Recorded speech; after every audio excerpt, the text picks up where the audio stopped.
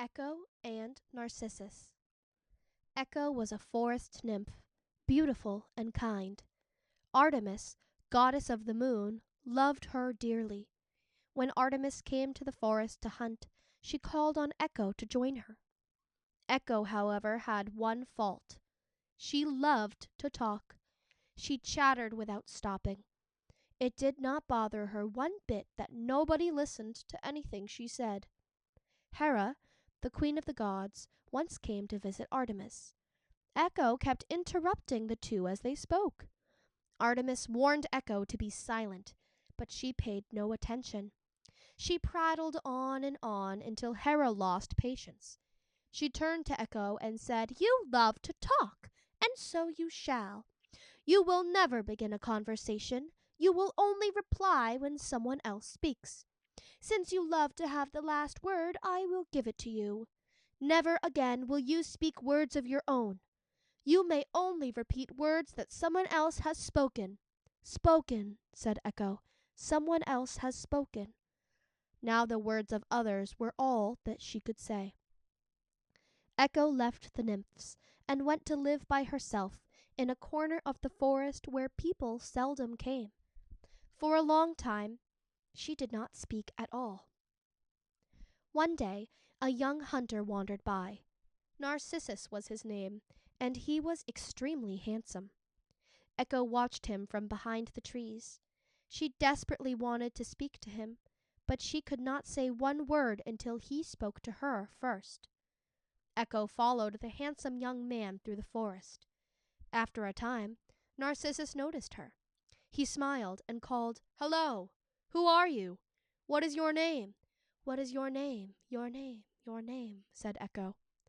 "My name is Narcissus," he answered. "I came to the forest to hunt deer. Now it's your turn to tell me your name." "Tell me your name, name," Echo said. "I've already told you. It's Narcissus. Didn't you hear me?" "Hear me, me," Echo answered. Narcissus grew angry. "Are you playing a joke? I don't like it when people make fun of me. If you want to talk, answer properly when I speak to you. If not, go away." "Go away, away," Echo said. The poor nymph did not know what to do. How could she explain to Narcissus that she could only repeat the words he said? Echo came from behind the trees. She walked toward Narcissus, holding out her arms. She hoped he would understand that she wanted to be his friend. Narcissus did not understand at all. He thought Echo was laughing at him. "Don't tell me to go away. Go away yourself." He pushed Echo hard.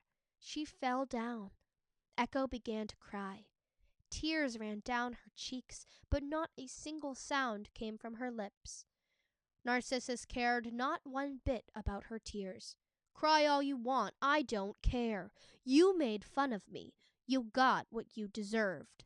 He slung his bow and arrows over his shoulder and walked away. Echo tried to make him come back. She called to Narcissus, but the only words she could say were, "Got what you deserved, you deserved, you deserved." Echo, heartbroken, began to fade. Slowly, she disappeared until she was no more than a shadow among the forest leaves.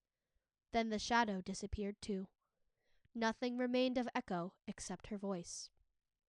Echo's voice still lingers in the hills and mountains. If you hear a voice repeating your words, you'll know that she is there. We call that voice an echo. And what of Narcissus? Artemis was angry with him for his cruelty to Echo. She made a spring appear in the forest where Narcissus would go to hunt. The spring's waters flowed like liquid silver. Its sparkling surface shone like a mirror. Artemis dipped one of her arrows into the spring. She placed her magic in its waters. Whatever the spring reflected would appear to be 10 times more beautiful than it really was. Narcissus came upon the spring one afternoon. Hunting all day had left him tired and thirsty. He kneeled beside the spring to drink. What was this? He saw a face in the water. It was his own face, but Narcissus did not realize that. It seemed so lovely, so full of life. Narcissus fell in love with his own reflection. Beautiful person, speak to me. Tell me your name." The image on the water moved its lips, but it did not speak. Narcissus tried to kiss it. The image disappeared the moment his lips touched the spring. Narcissus sighed. "Although you will not allow me to touch you, you cannot stop me from looking at you." Narcissus sat by the spring day after day, staring at his own beautiful reflection. He did not eat. He did not sleep. He grew weak and pale. His body wasted away. He felt himself dying, but he could not tear himself away from the spring.